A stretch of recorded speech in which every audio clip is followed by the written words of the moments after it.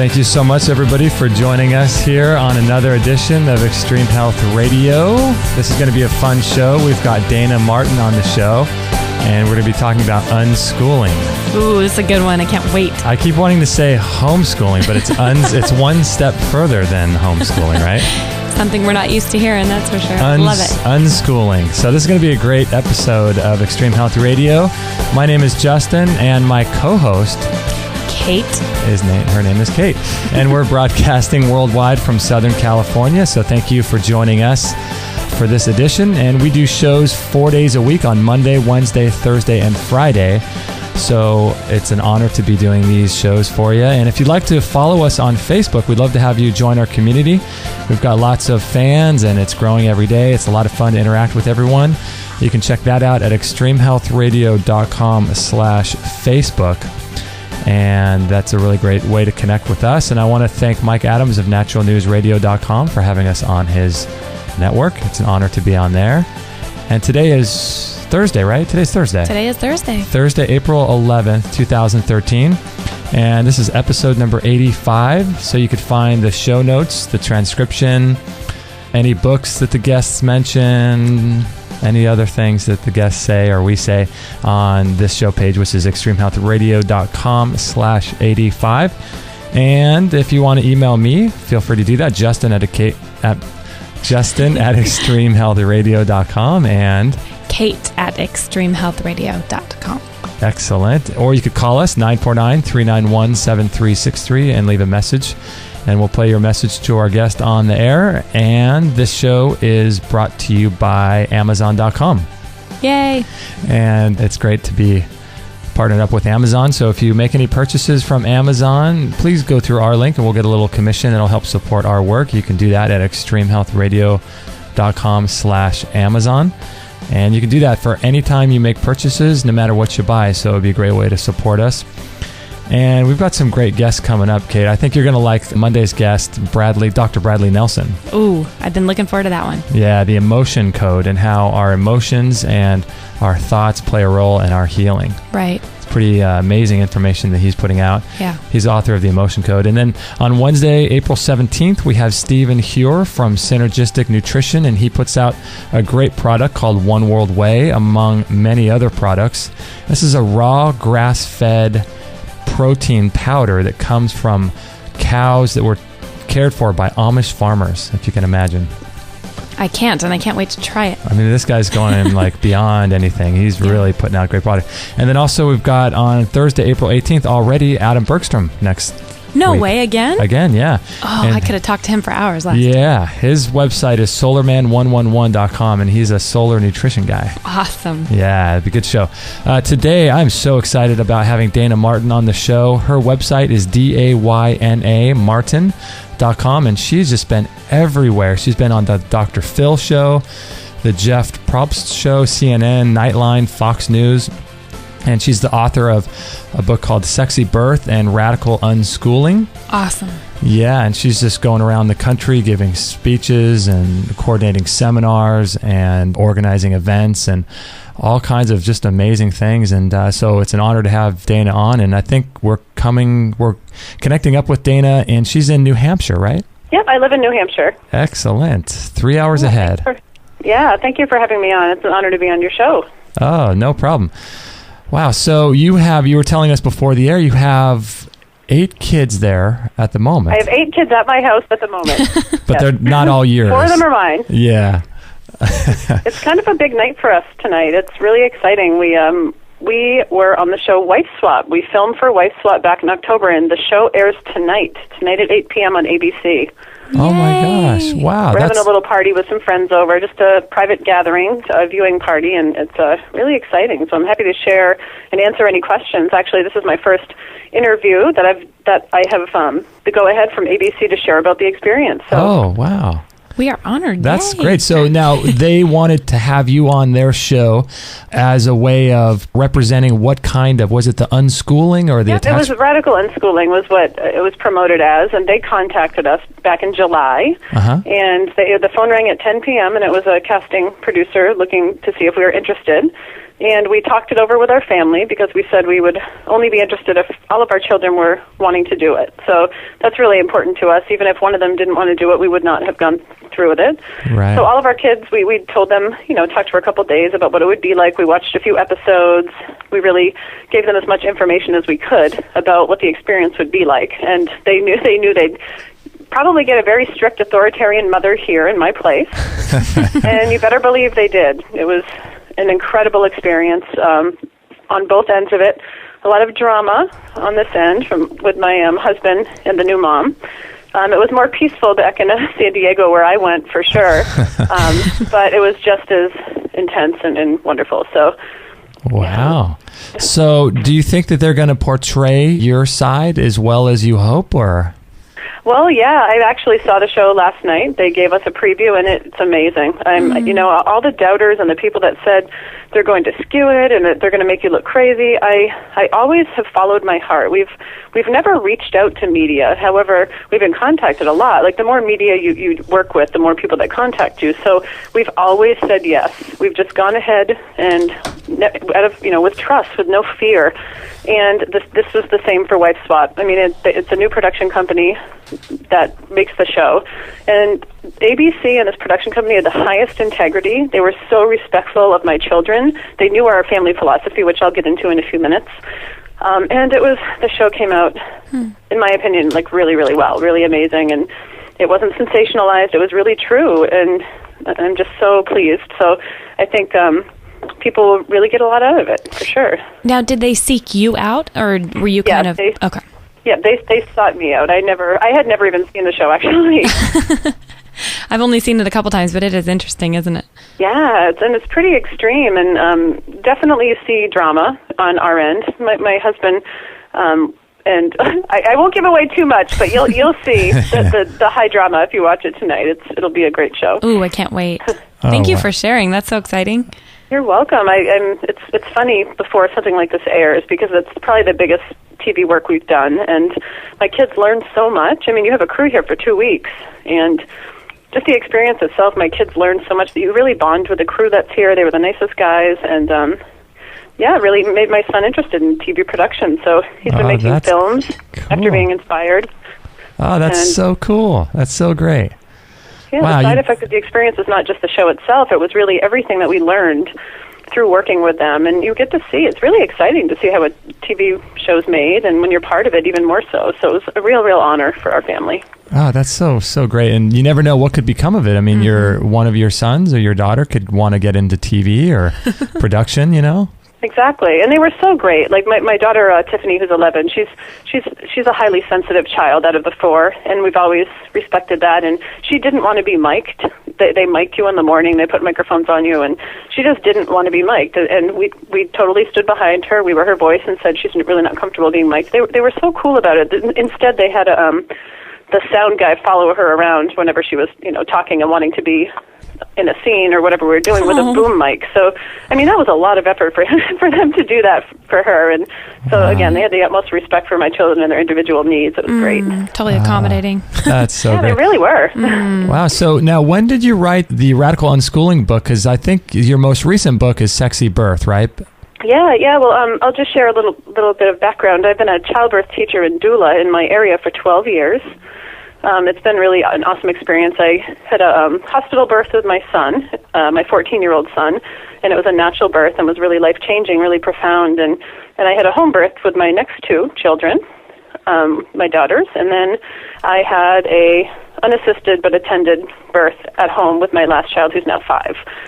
So I share about that experience in my book, Sexy Birth. But Sexy Birth is almost like a prequel to Radical Unschooling, interestingly enough, because it shares my mental space of working in partnership with my baby before it was born, and then how the parenting practices we went with that were really instinctual and natural, as they grew. And then Radical Unschooling kind of picks up where that leaves off. So, yeah, but I wrote Radical Unschooling in 2009. 2009. So you kind of did the Star Wars thing and wrote them in the opposite order. Yeah, it was really cool like that. For sure. That's cool. Wow. So the Radical Unschooling was written in 2009. Yeah. And so now I guess people that would be in your close circles would not be as shocked at a book like that, considering you're probably already implementing all the principles you wrote in the book, right? Right. You mean for radical unschooling? Yeah. Yeah. I mean, the book itself is just basically underlining radical unschooling philosophy, what it is, and radical unschooling is an extension of unschooling. It's extending the trust that parents have with educating their kids to other areas of their children's lives. So it's not just a educational philosophy, it really is a parenting philosophy. Oh, wow. Gosh, that's crazy. Happy to share more about it. So how did you first hear, did you grow up in a traditional family home, going to school and all that, or how did you become exposed to this whole new way of doing life?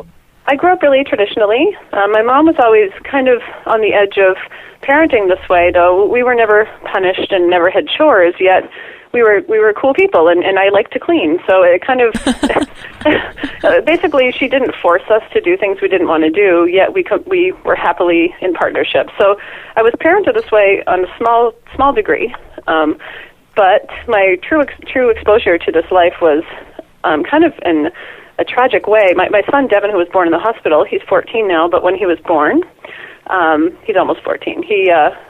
I gave birth to him, and I was holding him, and the nurses turned on the television in the room, and within moments, Columbine shooting was happening live. Oh my gosh. And it was the first thing I saw after giving birth. So can you imagine all these incredible, intense emotions? I mean, I get goosebumps even talking about it to this day, because I remember watching the program, watching the news, and thinking to myself, like, all these mothers are losing their babies, their kids, and here I am, I just gave birth to mine, and it just hit me, like, how many of those kids didn't want to go to school that day? Like, I just began thinking in that moment, this big thought block came to me, basically, just how many of those parents wanted their kids to be home with them, and how many of those kids wanted to be home with their families, yet they didn't know an option. They didn't know that they could be. So radical unschooling was introduced to me through me saying, you know what, my children will always have the choice. So it didn't make me petrified and that I didn't want to send my children to school because they'd get shot. Like, it wasn't from that perspective. It was more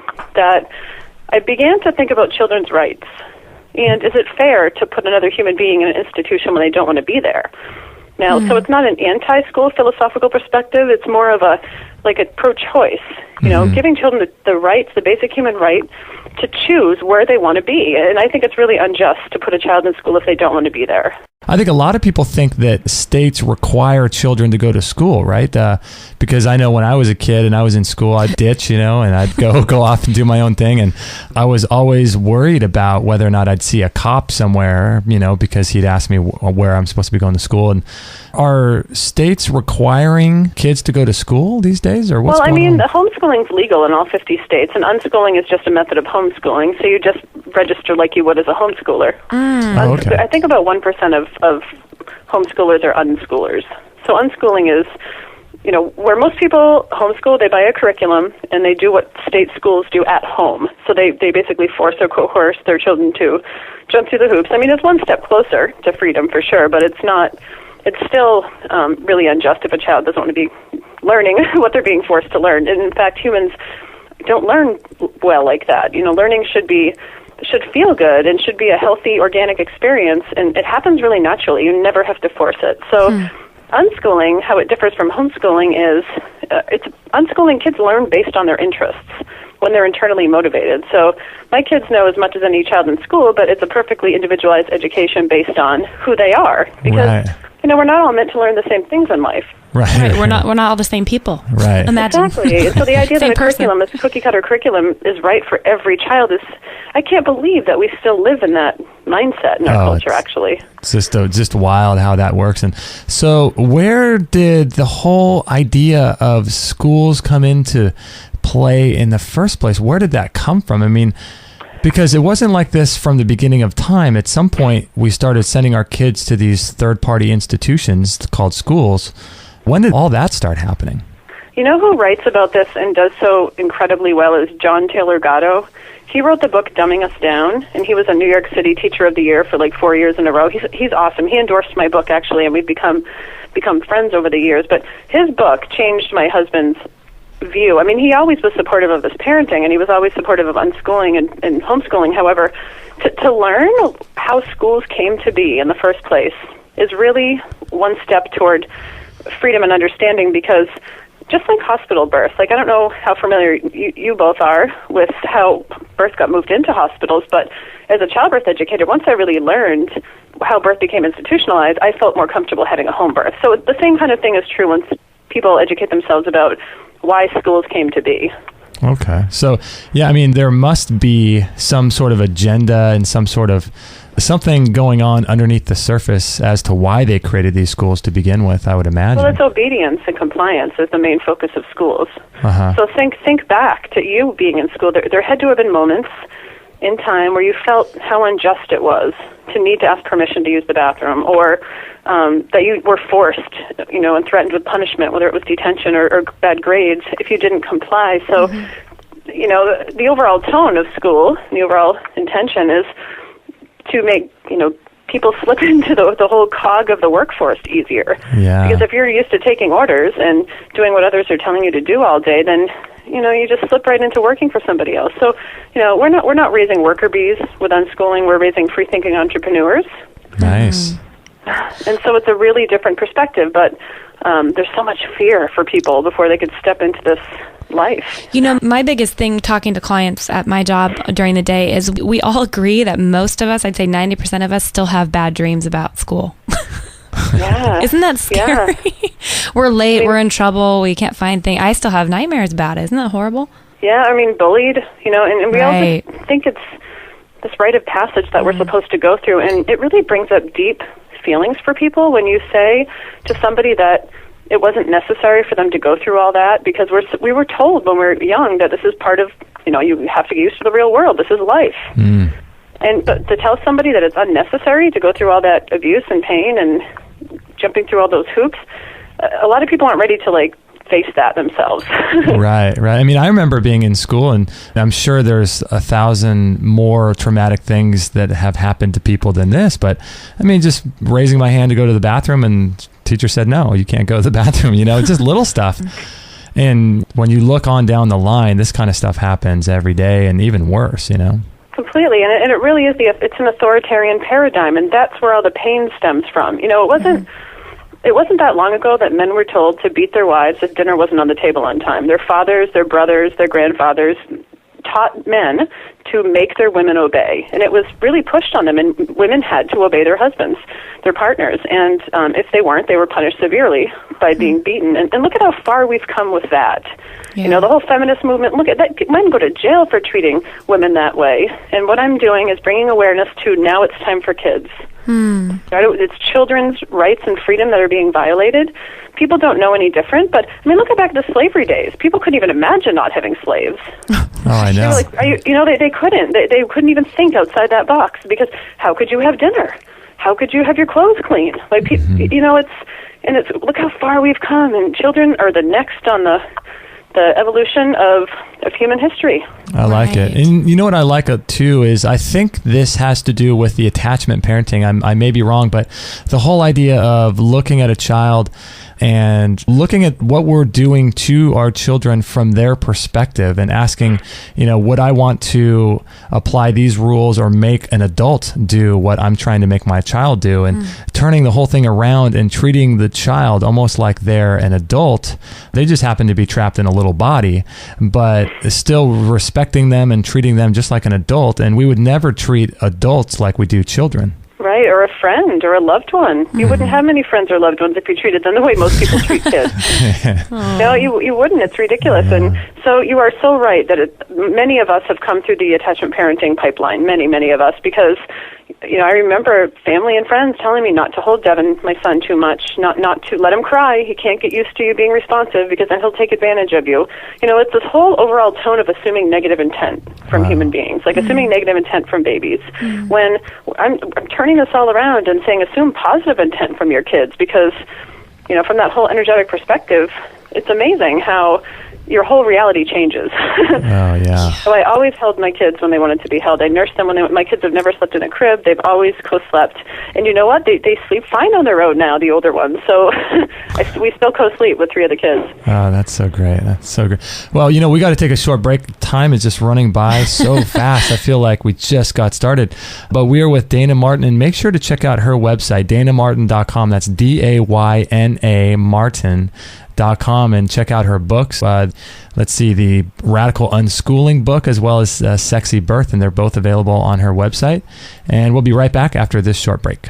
So there's no real way to avoid toxins or chemicals in our daily life. It seems like we're exposed to them no matter what we do in our lives, from paint fumes to mercury fillings, coal-fired plants, perfumes, soaps, off-gassing of carpets in our houses, and genetically modified foods, and foods that are sprayed with pesticides and herbicides, the xenoestrogens in plastics and car exhaust, secondhand smoke, even your dry cleaning and laundry detergents, even your mattresses have chemicals inside them that outgas. So getting these toxins and chemicals and poisons out of your bloodstream and out of your fat cells is going to be really critical moving forward in our society, because it seems like every year there's more and more chemicals that keep becoming introduced with new products in the market. So I would consider getting one of these far infrared saunas. We've got a great sauna developed by Phil Wilson, and I've known about his work for many, many years, and I'm so proud to be offering his sauna on our website.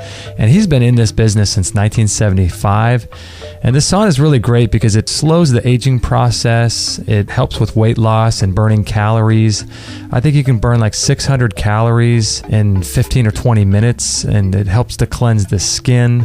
It improves your sleep and helps to prevent illnesses like flus and colds, as well as energizing the body. And it's great for improving blood circulation and promoting cellular renewal, as well as increasing metabolism and inducing profuse sweating. And it's really, really great. And the great thing is you don't produce any lactic acid. So you can sweat without producing any of this lactic acid that you would normally produce if you lifted weights or went for a big long run. So if you're interested in this, you can check it out, extremehealthradio.com/sauna.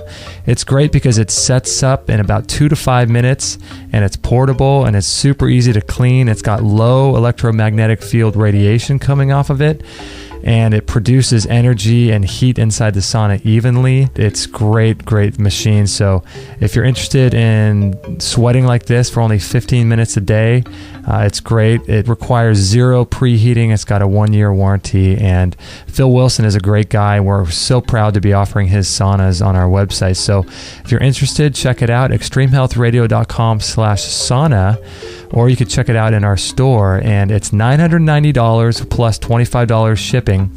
And that's really a good deal because many of the saunas out there, you can check them out. They're in the thousands of dollars, $2,000 to $4,000. So this is great. You can buy it through PayPal. You don't even need a PayPal account. It's 100% secure. So consider doing this if you're interested in living a long, healthy, disease-free life. So check it out, extremehealthradio.com/sauna.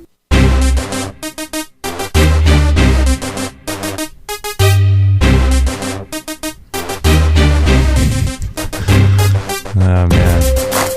Always have to dance at the intro. I love it. Dancing music. You're robot dancing again. I love the robot dance. You're breakdance fighting.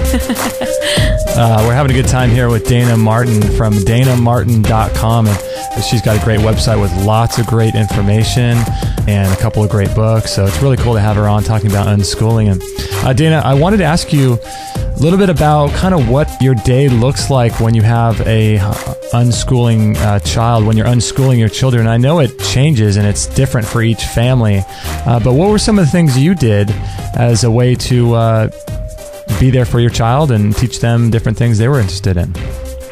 I love this question, and I get it often, and I have a different answer every time, so you never know what's going to come out of me. But one thing I want to share is that, with traditional homeschooling, the parent's the teacher, and the parent is kind of as the all-knowing authority pouring knowledge into the children, where as an unschooling parent, my job is very hands-on. I'm my children's learning facilitator. So one thing I like to share, that unschooling is not for the lazy parent, because this is a very hands-on role, and when you're facilitating the learning of 4 kids, it's rare that I sit. I bet. There are some days where we do just chill and watch movies and make food and have fun, relaxing days. But I'm generally up and down typing in things on the computer for this one, or helping somebody with a craft, or out in the kitchen baking. It's whatever my children are interested in at the time is the nucleus of their learning. And so we don't live life broken down into subjects. I never say to my kids, they've never heard from me, this is math, this is science, this is English. And I think it takes a lot of deschooling from parents to let go of all that, because you don't realize how brainwashed you are by your own school experience to think of things as either educational or non-educational. The schools told you what was educational, but the truth is that everything in life is educational. Learning is everywhere, and learning is like breathing, and it feels good when it's not forced. So I don't value one thing over the other when it comes to my children's learning. We just pursue whatever they're interested in. My daughter Tiffany is 11, and she has her own pet sitting business. So we spend a lot of time learning about animals and in business and those kind of things. Yep. Oh, how cool! Yeah, and she loves it. And my son Devin, he is a real crafty guy. We have a big workshop. We own willowtoys.com. It's a natural wooden toy business. It's actually, we've had it for 8 years. It's our primary source of income. Oh, wow. And so we have a really big workshop. We make wooden kitchens and dollhouses. Oh. Wow, We're the second biggest wooden toy company of the kind that we make in the country. That's at willowtoys.com? Willowtoys.com. Okay, we'll link that up on our show page.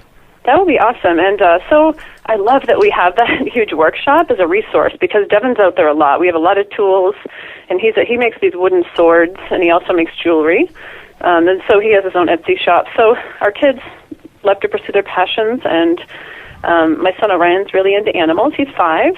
But they also, it's not anti-technology either, because we're very naturally minded. And I'm a raw foodist myself, and I'm also a raw food chef. So my friend and I have a business called Rock Stars, and we go into people's homes and we teach them about raw food. We share with them how the benefits of a raw diet. But my children have the freedom to eat any way they want. So my son Devin's paleo. He's a free runner. Devin's a free runner. He's a professional fire twirler. Wow. Really? So he's made the choice. He's done his own research. What's the healthiest diet for a free runner? So he made the choice and researched the paleo diet, and he really loves that. And in fact, he won't eat anything that's not organic or free range. He's pretty amazing little advocate. That's so great, because we would never force a diet on our wife or our husband, but we'll do that for our kids. I mean, you have to at some point when they're younger, when they're, 1 year old, but, when they're 12 and 13 and beginning ages like that, I think that's so great that you allow him to just pursue his dietary requirements. Yeah, and my girls too, they're both vegetarian by choice. And, we talk about diet, but I never fear them. I really want to be balanced and share why I've made the choices I do. There's certain raw food dishes that the kids love, and there's some, they ask what's for dinner, they say, no thanks, I'm having my own meal. So I will make different meals for everybody in the house out of total respect for their diets. Wow. Where most people think that's crazy. We've heard, I'm not a short order cook, or all these blanket negative statements about mothers making meals, but I've done it like that from the very beginning. I've always respected what the kids want to eat. So really, the idea of I keep saying homeschooling. I'm so indoctrinated. We forgive you. It's all good, because it is a method of homeschooling in essence. So it is, yeah. So really, the idea is to figure out and kind of learn what your child is interested in, and allow them to pursue their own passions rather than forcing a curriculum on them, which they get inherently just bored of rather quickly. Right. And if it doesn't interest them, they're not going to be interested. So all my kids are different learners, and so they have different needs. Our kids are surrounded with the written word. We have tons of books, but only some of my children enjoy books. The other ones love to learn through the internet or with their iPads and so forth. It's a wealth of information out there. But we don't break life down into subjects. However, if we were to break down their interests into subjects, you would see that whatever they're interested in touches on all of these subjects: math, English, science. So when we're doing a yearly evaluation, I have an unschooling-friendly evaluator, and she literally translates our children's life experience into what we call schoolese. So you'd be amazed with how much kids do touch on all these traditional subjects through one interest. For example, when Devin was younger, he was really into Legos.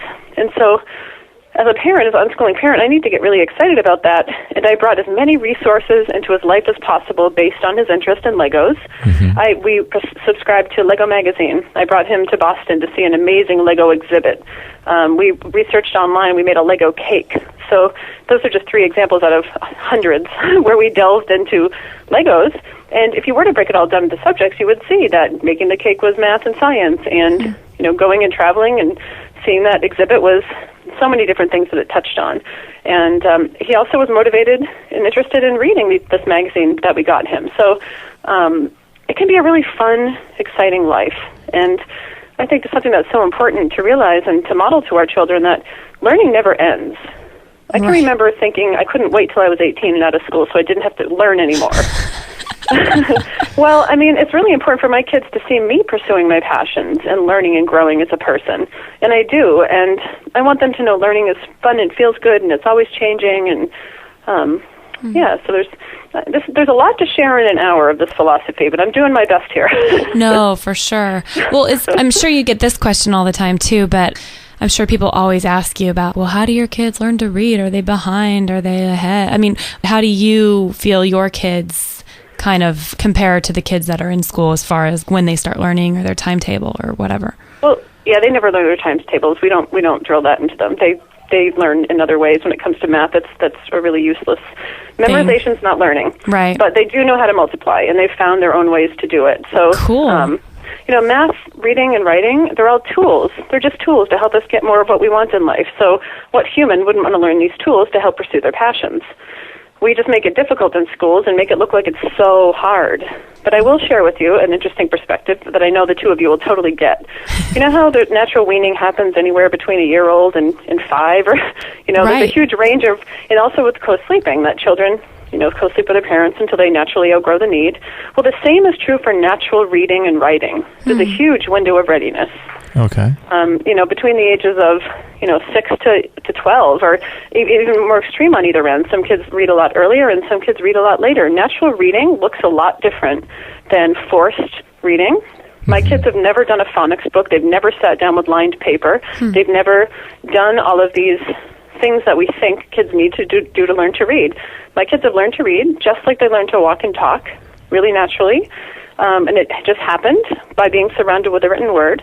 My son Devin learned how to read by playing a video game online. Wow. He was motivated to chat with his friends.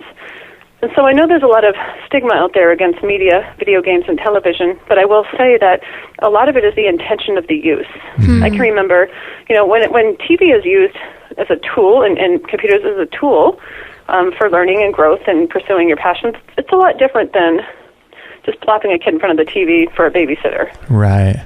So we've learned to live with technology in a really positive, healthy way. Devin learned how to read by playing a video game because he was internally motivated to chat with his friends to get more tools in the game. Yeah.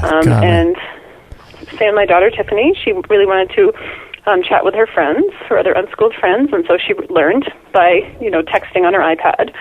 They both read and write fluently at this point, and my daughter Ivy is just starting the process. So we had an unschooling kids panel at my latest conference last week, and I think there were like 8 kids on the panel, and every one of them knew how to read. Wow, that's so I amazing. will say that this happens. Yeah, I think we're just so forced to, or we're so indoctrinated to think that we need to force kids to learn in the same way we were forced. And, getting out of that whole box is really kind of eye-opening.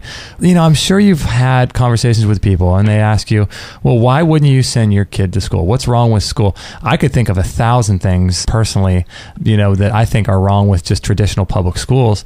But what are some of the main things you tell people when they ask you these types of things? And I'm sure you get the question quite often.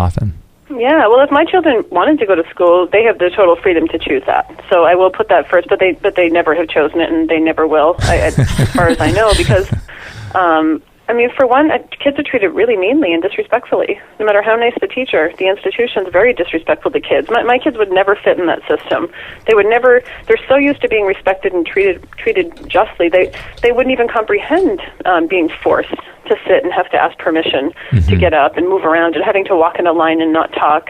Schools really are the framework, much like prison. And when a child has never been in that environment, they're a very different type of human being. Yeah, I bet. They truly are. I mean, it's amazing, the contrast in the way that children are raised in an institution versus at home with freedom. So are you guys surrounded with a bunch of other friends and family in your area that are unschoolers as well, or?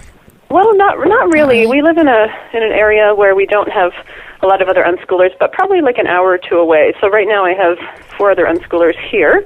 I have a mother's helper that comes over. Sometimes she's 16 and she's lives half an hour away. She's an unschooled teen. Oh, cool. She comes over. It took a long time to find a mother's helper that understood this philosophy. I could imagine that didn't focus on obedience and training and berating kids. And so I was really happy to find Riley to come and be with us. But it takes a little more effort. I think sometimes we do have a homeschooling group in the area, but and they're really nice ladies, but it's just kind of a different perspective. A lot of them are really fundamentalist kind of Christian, and they're really they kind of are focused on obedience and training and hitting their kids, and whole different. Just not that we don't fit into that. I can't be around that kind of disrespect. Right. So not all of them do, but some of them. Sure. How did you overcome, like when you first kind of went this route, did you have to overcome a whole judgment placed on you by a bunch of people, and how did you come to terms with that, if so, mentally and emotionally, to not care? That's such a good question. You know, I think especially as women, we're raised as people pleasers.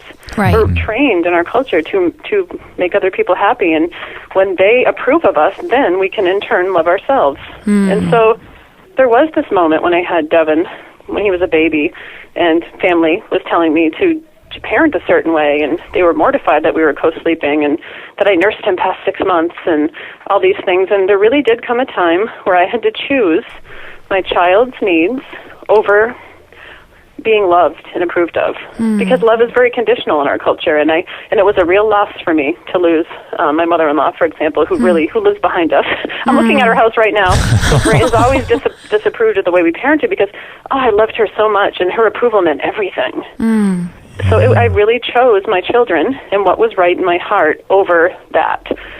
So there is that time, and I'm not saying it's easy, where you're willing to be looked at as crazy or weird for what you know is your own truth and what's right. And so I can't say it's been easy, but it does get easier. You know, I know I could have never done this wife swap show like 10 years ago. Because right. I would have been going to message boards, seeing what people are saying about us. Now I just focus on the joy and the positive. I'm not going to any boards. Whatever happens after the show does. But and really, it comes down to fear, doesn't it? I mean, most people, the reason why they're objecting to your decisions is they're just really afraid, and they're worried about what kind of people your children are going to become, or what kind of people my grandbaby is going to become if my daughter raises a kid a certain way. It just basically comes down to fear, doesn't it, in a lot of people? Yeah, so much of it is fear. And also I found in my own experience that so much of it people internalize and take so personally. Like my mother-in-law, for example, really took it personal that we didn't parent like she did, almost like we were saying what she did was wrong. You know, and I can understand that perspective, but it's not truth. You know, but my mother, on the other hand, parented similar, but there's still things she wouldn't do herself, but she supports. Right. Right. So if people can separate that and not take things personally, it would just make everything a little bit easier for everybody. Right, exactly. In life. So, I mean, any of us walking a path like this, whether it's with health and nutrition, you know, people think I'm crazy for being a raw foodist. They can't even imagine how I survive, you know, eating the way we do. My husband and I. We did that too. Yeah. So that's pretty incredible. So anyone that's a pioneer, whether it's nutrition or education or parenting, you know, we're on the leading edge of thought and the leading edge of an evolution in human history, and you have to be strong and brave, but it's so important for people to know you're not alone. Yeah. We're one big tribe here. We can do this together and support each other. So, you know, one thing I did was I said, I don't have any unschoolers in the area. You know what? I'm going to throw a huge party and call it a conference once a year. Oh, okay. And invite everybody all over the world. And so at our conference last week, we had 350 people. Oh, my gosh. Families from Australia, Sweden, Canada, Bermuda. Wow. Was that the Rethinking Everything conference, or is that something different? I run that event too. It's in Texas, and it's at the end of August. But this event is the Life Rocks conference. Oh, wow. So I run the two major unschooling conferences in the country. It's really important for people to understand, I think, that in today's culture, we can start to build communities around, even if they have to be virtual, of like-minded people that are interested in these types of things. Because, if you were trying to unschool, well, it's hard to say because unschooling wouldn't have been as radical 200 years ago, but the idea of having a virtual community, even if it's online, does seem to help people to get through these kind of tough situations they have with their own families and things. Yeah, so much. I agree. If it wasn't for the internet coming to be when I had my son, I wouldn't even have had support for attachment parenting, and the internet saved me. That internet community back then, and finding other parents were co-sleeping and nursing till their children outgrew the need and all of those things. I'm not sure what path I would have taken if I didn't have that. So these virtual communities are so essential. Yeah, I agree. We got to take a short break again. Dayna, we'll be right back. Don't forget to check out Dayna Martin's website, Dayna Martin.com, and we'll be right back after this short break. So this morning when I was making my green smoothie, I was finishing up going through the Healthy Baby Code program by Chris Kresser because my wife and I, Kate, are planning on having a child. And so we're doing a lot of detoxification and cleansing prior to conception. And this Healthy Baby Code, I was going through the final Q&A course or questionnaire that he had in audio format. And it's really, really good course. If you're looking to get pregnant or want to get pregnant, or if you're struggling with infertility issues, or if you have questions about how to have a home birth or a natural birth, these are all things that Chris Kresser covers in this Healthy Baby Code course. And you can check it out at extremehealthradio.com/babycode, or you could check it out in our store for more information. But it's really, really a great program, and I highly suggest any expecting mother to get this. He really lays it out how important having a healthy pregnancy is. It comes with 5.5 hours of video. It comes in audio as well. There's hundreds of pages of resources materials.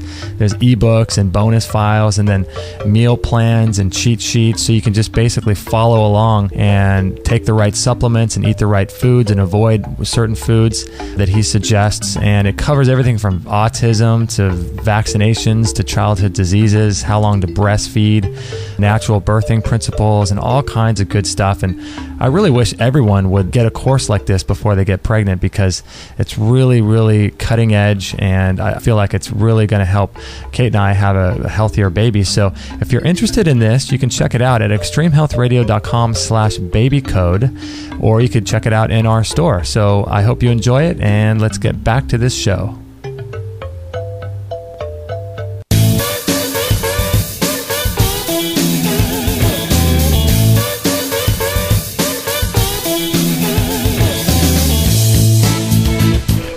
All right, we're having a good time with Dayna Martin and talking about unschooling and all of her experience in that realm. And so, Dayna, during the break, I was just writing down some things as far as, reasons why people wouldn't want to send their kids to school. And I could just think of a few, like maybe drugs, if they get offered drugs from other kids, or maybe even vaccinations, or the labeling that goes on in school. And the thing that I was interested in is this whole idea of information and our history, and questioning whether or not some of that information is even true is a whole separate issue.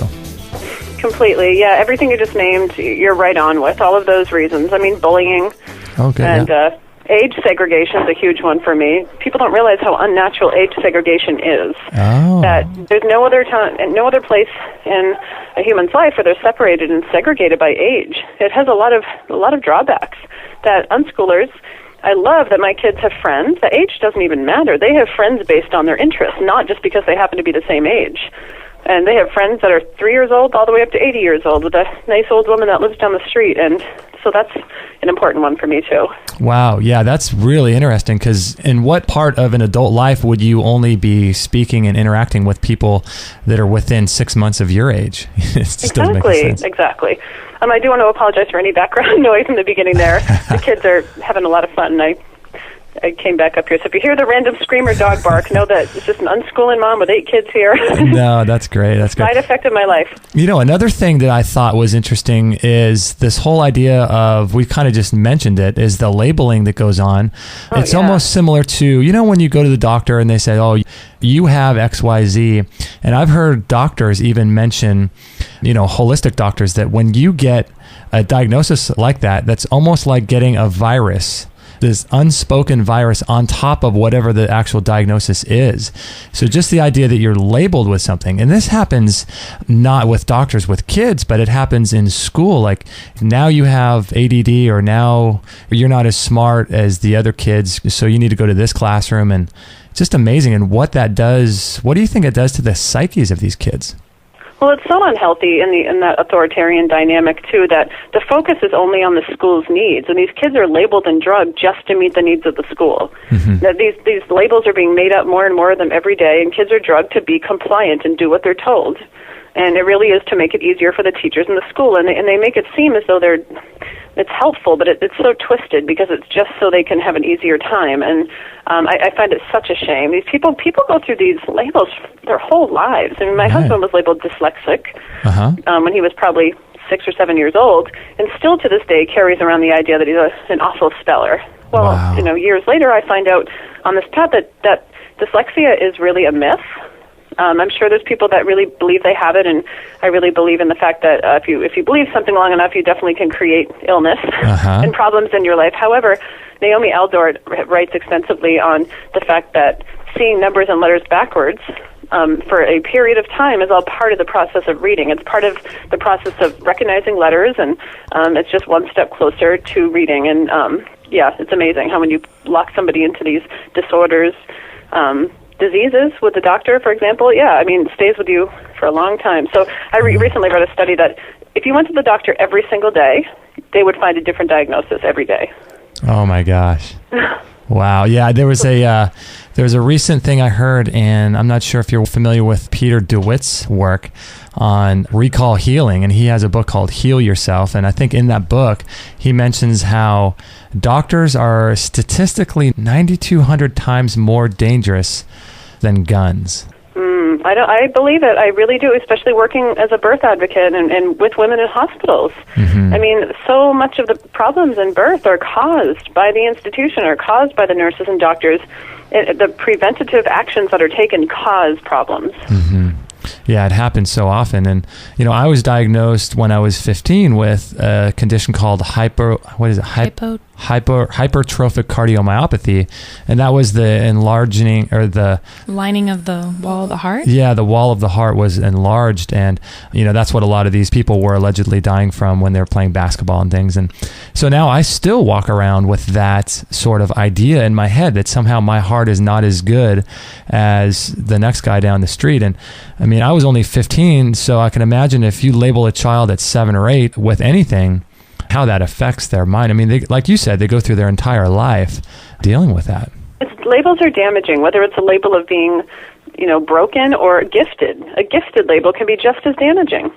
So labels at all with a child are very, very negative on so many levels. So I love that my children have the freedom, and unschooled kids have the freedom to be the whole perfect people that they are. Labels are really unnecessary, and they never carry these things that all of us probably do from our school experience.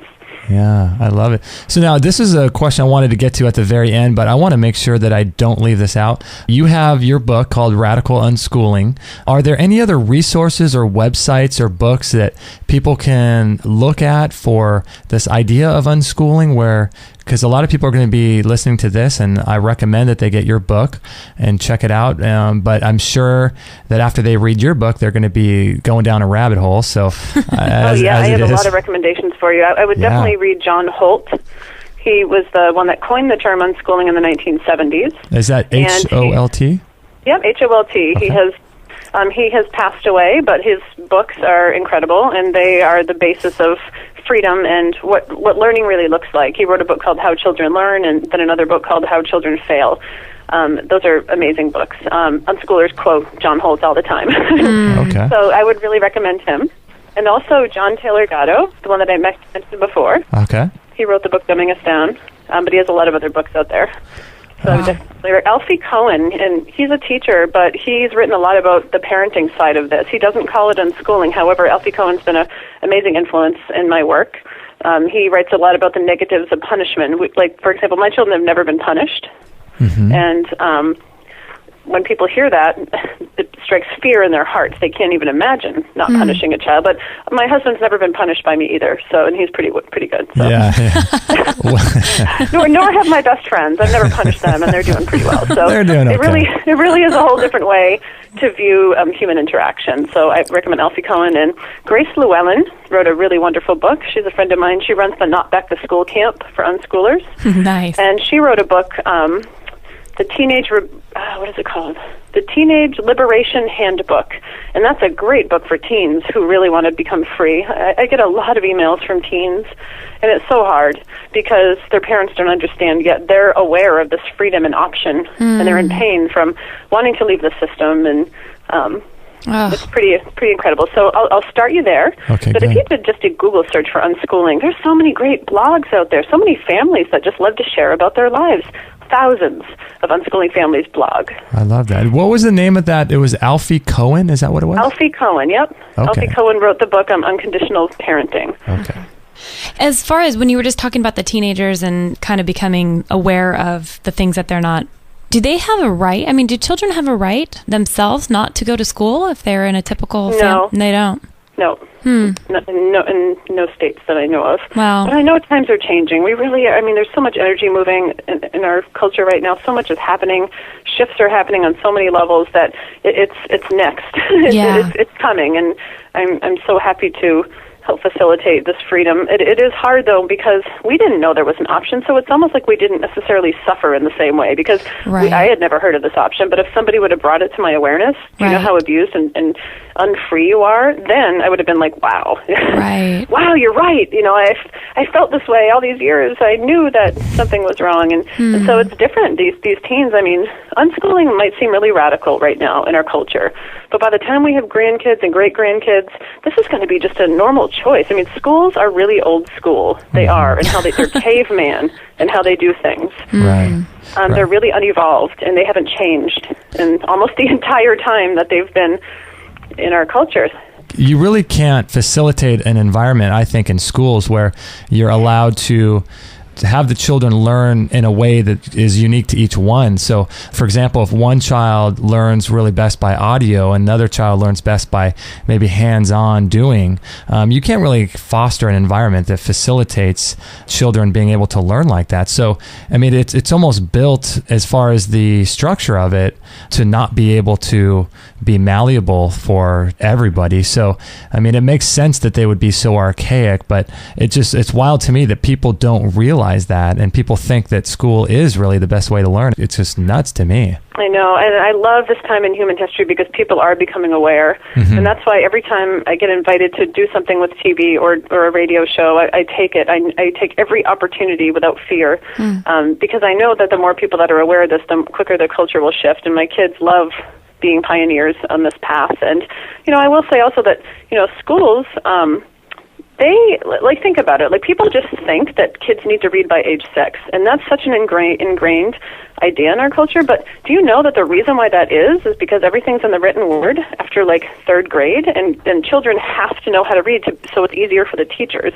Again, it's focused on the needs of the institution, not the individual child. So you really have to go through a process of deschooling and unbrainwashing yourself on so many levels. Kids come to this life so easily and naturally. It's the most organic, natural way to live. The healthiest on so many levels. My children wake up when they're rested and go to bed when they're tired. No, there's nothing more healthy than that. Yeah. You know, to be able to sleep to what your body needs. Teenagers have really different needs with sleep. My son's up very late and sleeps in. So I love that my kids, health-wise, are going to be at their peak because they have freedom with food, to eat when they're hungry, and to sleep when they're tired. And so that's a huge factor that kids are missing in school. You know what I love about the homeschool or the unschooling whole idea is just, I love the way you're doing it and other people are doing it, where it's really fostering this environment inside of a child's mind that A, they don't have to completely be fearful of authority, but then B, they can also go out and start their own business and start taking care of themselves. It really fosters this idea of taking care of yourself on every single level, and I think that it's not in the best interest of the state probably to have millions of children who are self-sufficient and self-reliant, Well, no, it's scary for those people, for the people, the government to even be hearing about this, because it's quite a shift. And also, 99% of parenting books on the market are focused on meeting the parent's needs. They're focused on compliance, obedience, uninterrupted sleep. It's a really narcissistic approach. If children learn what they live, they're learning that power rules and that only their needs matter, like only the parent's needs. And so they grow up with those same kind of ideas. And in that authoritarian dynamic, of course we have wars. Think about how different it is to focus on the needs under the child's behavior. We're not controlling behavior like on these nanny 911 shows. We're not punishing and forcing obedience and our needs constantly without regard to children. We focus on our children's needs. They're human beings, and everyone in the family's needs matter, not just the adults. Right. They don't jump through hoops just to please us. So it takes time and effort to sit down and say, okay, all 6 of us have different needs. How can we work together to make sure they're all met respectfully? And we do that, and it becomes second nature. So this really is a mini microcosm of world peace. It truly is, when children learn that everyone's needs matter equally, not just the parents, and you need to obey. When you've come into this realization of how it works for you and what you believe to be right, are you just baffled that people even choose to have children? If they don't want to be a part of why are people even having kids if they don't want to be I don't even think they're aware of this. involved. That's the cool thing, is people don't understand this perspective, but once you learn about it, there's no going back. Because once you are aware of this perspective, I can't see how anyone could go back and be like, no, I think my needs matter. I'm going to just spank my kids anyway. And right. Once you lift the veil and kind of share with people what's been happening, they instantly feel validated of how they were treated as a child. And it really makes people think. So I can't understand how somebody would learn about this and then go back to an authoritarian paradigm and punish. But the average person doesn't have a clue of its presence. Right. So now, I'm sure you get this question a lot, but what about socialization issues? I'm sure maybe your mother-in-law maybe asked you about that with your children, and I know we touched on a little bit as far as the age differences that happened in school, but what about kids socializing with other kids, even if they're a few years apart? I know there's lots of solutions to that, but I know that's a common thing people bring up. That's the most common question homeschoolers get. I think it's what about socialization? And I like to ask people when they ask me, what do you mean? What do you mean socialization? Because age segregation and being forced to be with other people that you don't want to be with, or your same age, is not socialization. My kids have the freedom to socialize with whoever they want, whenever they want. And I think people picture homeschooling, when they say that, they're picturing their idea when they were a child of what homeschooling must have been. Parents forcing their kids in the house and they're never allowed to leave. So our kids are out in the real world every day socializing and connecting with our community, while everyone in school is locked in a brick building all day, every day for 12 years. Yeah. Yeah, it's interesting, too, the whole socialization question, because at what point do you really look at the behaviors of a child in school and think, oh, that's the behavior I would like my child to have? If you were to take that person who asked you that question and take them to a school and say, what behavior do you look out on this playground with these children? What behaviors do you wish my child would have that's being displayed here? I mean, these are all things that are all petty, who's calling who's dating who, or who's, who behaved in a wrong way. And it's all just petty little things that happen in schools. I mean, why would you want your child socializing with kids like that anyway? Right, and when people say, what about socialization? I say, exactly, that's why I'm choosing to homeschool. Because my kids don't need to be around that. They would never choose to be around the cruelty and meanness. In fact, something really interesting happened recently. It's more pronounced, I think, as kids get older, but a neighbor came over, a teen boy, and he never even looked at me. He was so conditioned to only socialize with people his age that he couldn't even, I would have never talked to an adult and hung out and spent time with an adult, because to me adults were authorities. And also on the other side of the coin, you would never talk to somebody younger than you. You'd be made fun of so amazingly. So what's so cool about these kids that aren't raised with age segregation and bullying is I have kids, I have a conversation with a 8-year-old, 12-year-old, 16-year-old just as easily, that they can socialize and connect with anybody. Yeah. These kids that are not conditioned, because it's amazing. That's why I would love for everyone in the world to come to one of these unschooling conferences and see how amazing, capable socially these kids are. Wow. We're so brainwashed to think that socialization means being in school. I hear you. Are there any issues with like homeschooling? I'm sorry, unschooling. I keep doing that. Unschooling children that are, 16, 17 years old, where perhaps they have their driver's license or things like that. They're a little bit older. Do you think there's any issues with that, or not really? Would you mean, does it have, I'm not sure what you're asking. Like, do you mean because they have their license, or? Well, no, just the fact that they're older. It would be much easier to unschool a child that's 6 or 7 because you can really foster their interest in things. Oh, you mean when they're more free to go about and do their own thing? Oh, I know what you're saying. Yeah, it's so amazing, actually, as they get older. Like the unschooled teen, Riley, my mother's helper that's here right now, she just got her license. No, because they never lose that natural drive for learning, and they pick right up where the parents left off. She's always pursuing her interests. And growing and self-educating. It's amazing when you don't train a child to think that it has to be hard or difficult. Learning is really natural, and it's supposed to feel good, like I've said before, and I'll repeat 100 times till people understand it, that learning is like breathing. We're learning creatures. We should be learning until the day we die, and these kids never lose that.